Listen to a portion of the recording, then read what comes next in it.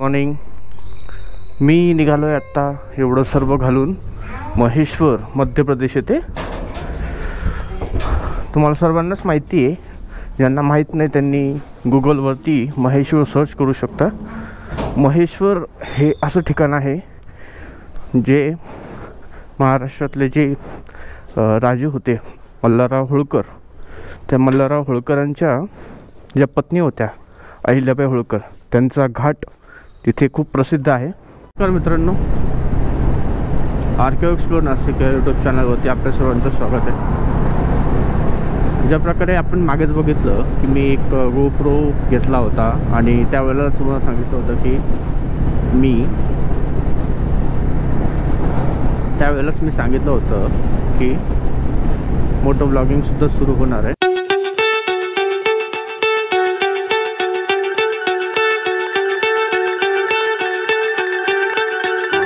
हे आहे वडाळी भुई नावाचं गाव.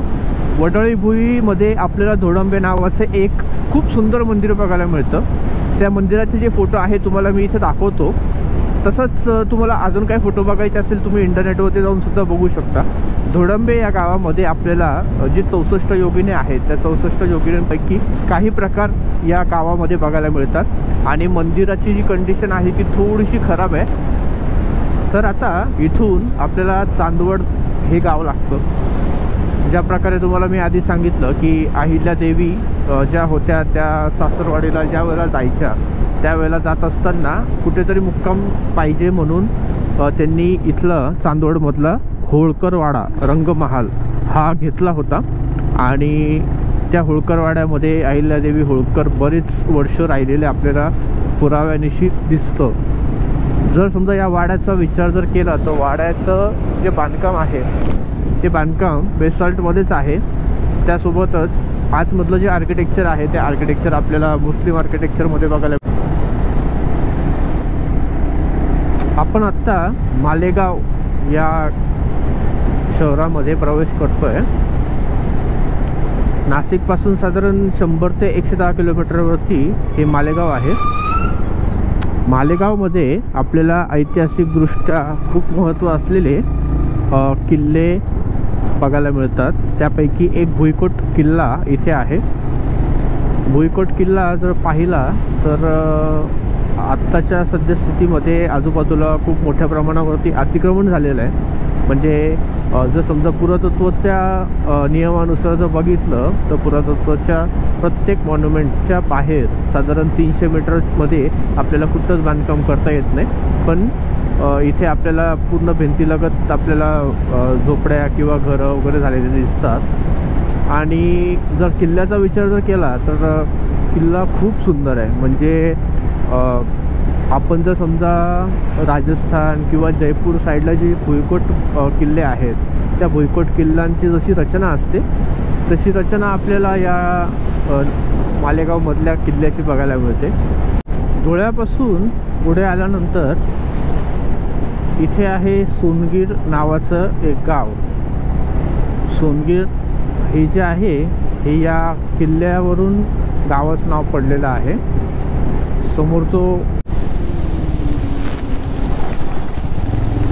खानदेशला आल्यानंतर जी नदी असते ती नदी तापी नदी असते. तापी नदी ही खूप मोठी नदी आहे आणि पूर्ण खानदेशचा जो परिसर आहे हा पूर्ण या तापी नदीला वेढलेला आहे. आणि तापी नदीच्याच काठावरती जे काही बाकीचे गावं आहेत त्यापैकी एक नंदुरबारला सारणखेडा नावाचं एक गाव आहे. सारणखेडामध्ये दरवर्षी घोड्यांची स्पर्धा होते. म्हणजे घोड्यांची शर्यत होते. पूर्ण भारतभरातून जे पण ट्रेनिंग केलेले घोडे असतात किंवा एकदम दिपाड घोडे असतील किंवा सुशोभीकरण केलेले घोडे असतील अशा बऱ्याचशा घोड्यांची स्पर्धा आणि त्यांची एक प्रकारे यात्रा सारणखेडा या गावात केली जाते.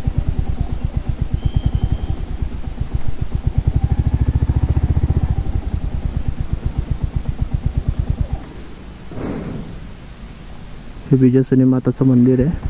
घाटाला लागूनच आहे आणि हा घाट सोडला की MP सुरू होतं. म्हणजेच इथून साधारण 17 किलोमीटर अंतरावरती सिंधवा हे गाव आहे आणि सेंधवा हे मध्य प्रदेशमध्ये येतं. तर हा जो घाट आहे या घाटाच्याच कडेला हे बिजासनी माताचं मंदिर आहे.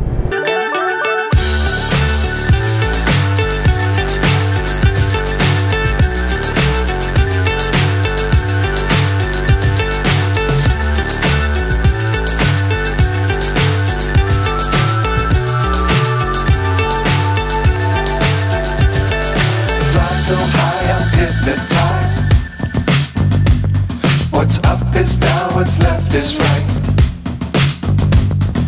Chasing stars and holding you. I can't see the end, but we'll see it through.